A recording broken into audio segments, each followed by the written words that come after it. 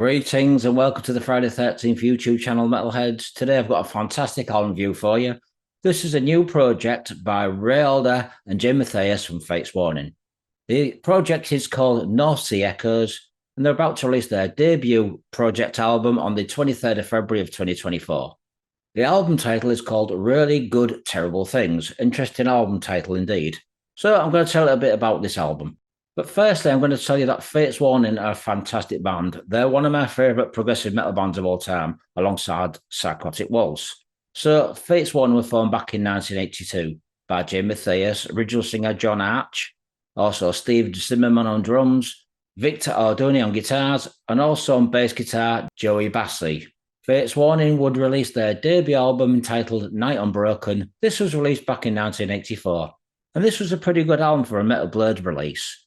This was soon followed by the band's second album, which happens to be one of my favourite Fates Warning albums of the John Arch era. This was called Spectre Within, released in 1985. The follow-up album was also a fantastic album, Awakening of the Guardian, released in 1986. In 1988, the band would release their next album, but this would be Ray Alder's debut album, No Exit. This is one of my favourite albums by Ray Alder. Some of you may know that Ray was a band called Sirius. If you've not heard them, check them out. There is some live performances on YouTube and some demo material.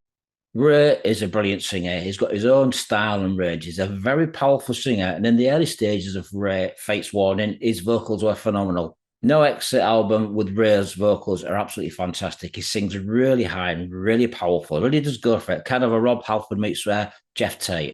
And Ray's done some fantastic albums of Fates Warning. Of later times, Ray isn't singing as high as he used to, but he's still a powerful singer with a lot of emotion and range in his voice. Fates Warning's last album is called Long Gay Good Night. This was released in 2020, and it's a shame that the band haven't done anything recently or even toured for this album. Matter of the fact is that Ray and Jim have been involved with projects, as we all know.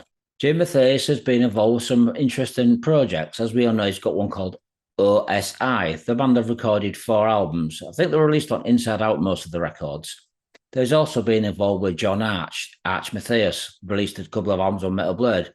Jim has also done a couple of instrumental albums, very laid-back acoustic influence, which are really, really good to listen to and very chilled out. So if you want to listen to something chilled out, listen to the Jim Matheos solo album. Now, Jim's last project was called Kings of America, which was released in 2022 on Metal Blade Records. The album also featured Steve Overland from FM on vocals, and the two together really combined some fantastic music and arrangements. Ray, however, has been involved with his own projects for many years. They've done such projects as Engine. They were kind of alternative, kind of a bit like Deftones somewhat, but they were really good for what they did. They did 2 albums. Ray was also involved with Redemption, which we all know, a fantastic band. Ray left the band, and his vocal replacement would be Tom Englund from Evergrey. Also, Ray has been involved with 2 solo albums, as we all know, on Inside Out Records, What the Water Wants and 2. Also, Ray is involved with a band called A to Z with Mark Zonda. They're about to do a new album sometime this year, and I can't wait to hear it. And so now we're going to talk about the North Sea Echoes, a very interesting name for a project. I'm going to be interviewing Ray Alder very soon, so I'm going to ask him why the band's called this or the project. Going to find out more about the in-depth of the songs. So if you're expecting a Fates Warning style album, this really isn't really a Fates Warning album at all. It's pretty laid back and chilled out album, but it does have some moments of up-tempo songs. It's one of those albums what you want to listen to when you come home from work and you just want to kick off your boots and chill out. It's really, really interesting album, but really mellow in places, but some fantastic vocals and music arrangements. Now, Jim Matheos is playing guitar and Ray is doing the vocals, and I'm not sure who's doing the bass guitar, but I'm pretty sure it might be Jim Matheos. The drums, however, on this album were performed by Gunnar Olsen on the band Persevere. I've never actually heard this band before until recently. I listened to some of the songs on YouTube. They're totally different from what you'd expect. They're a really interesting band, but very strange and mellow. Now, the artwork for this album, as you can see right now, was done by Simon Ward, but it's also worked with Marillion.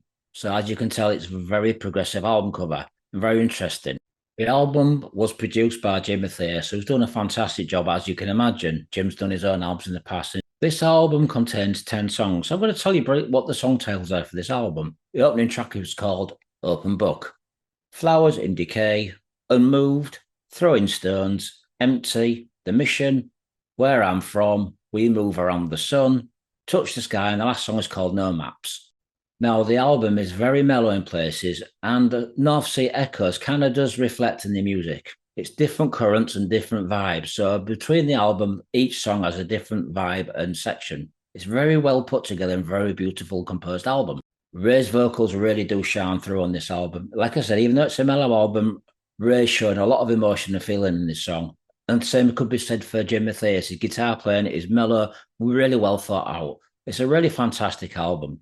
Now, if I had to compare it to Fates Warning music, I'd say that the mellow section of Fates Warning, if you look back at the really mellow stuff that they do, this is what you're going to hear on North Sea Echoes. However, there are some songs on this album that are a little bit more upbeat, so it gives it a bit more flair and variation for the album.